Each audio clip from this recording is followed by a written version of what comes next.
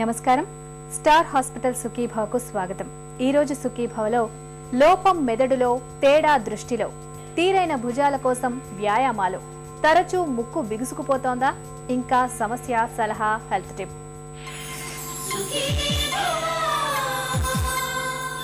సాధారణంగా మనం రెండు కళ్లతో చూసినప్పటికీ మనకు దృశ్యం మాత్రం ఒకటే కనిపిస్తుంది.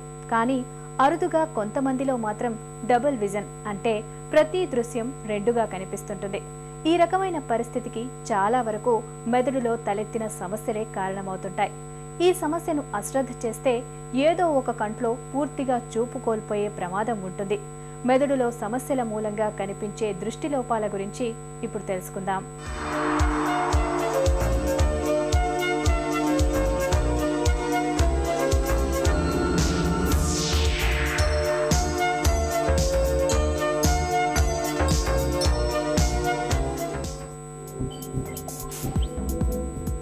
దృష్టిలోపాలు కనిపించగానే వెంటనే మనం కంటిపాపలోనో, లెన్సులోనో, లోపల రెటీనాలోనో సమస్య ఉందేమోనని అనుమానించడం సహజమే. అయితే కొన్నిసార్లు దృష్టిలోపాలకు కారణం కంట్లో ఉండకపోవచ్చు. ఉదాహరణకు మనం చూసే ప్రతి దృశ్యం కూడా రెండుగా కనిపించే డబల్ విజన్ అనే దృష్టిలోపానికి కారణం కంట్లో కనిపించదు. దానికి మూల కారణం మెదడులో ఉంటుంది. మనం రెండు కళ్లతో చూసినప్పటికీ దృశ్యం మాత్రం ఒకటిగానే కనిపిస్తుంది. అయితే డబుల్ విజన్ సమస్య ఉన్నవారికి చూసే ప్రతి దృశ్యం కూడా రెండుగా కనిపించి చికాకు పెడుతుంది.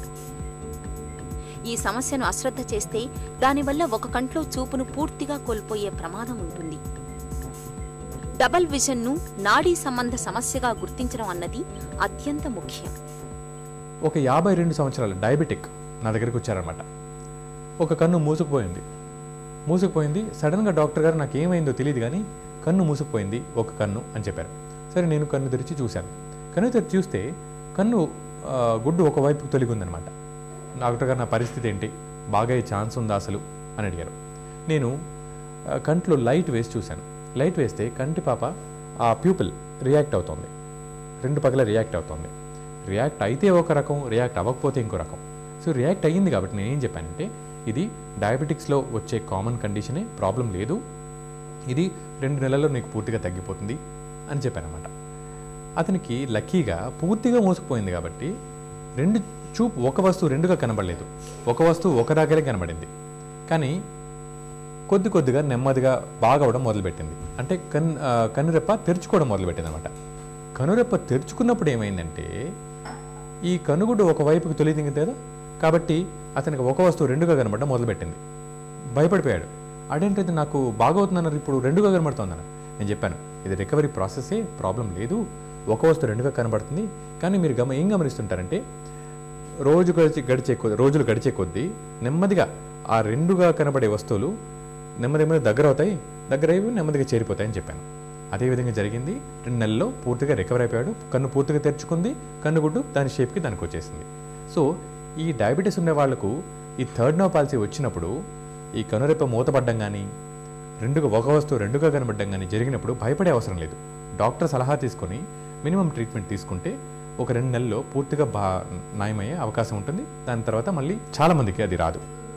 సాధారణంగా తలకు బలమైన గాయాలు అయినప్పుడు మెదడు రక్తనాళాల్లో బ్లాకులు ఉన్నా, పక్షవాతం లాంటివి వచ్చినా, మెదడులో కణితులున్నా, మెదడులో వాపు వచ్చినా, ఇంకా మధుమేహం బాధితుల్లో హై బీపీ ఉన్నా కూడా అవి కంట్లోని నరాలను స్తంభింపచేసి దృష్టిలోపాలను తెచ్చిపెడతాయి.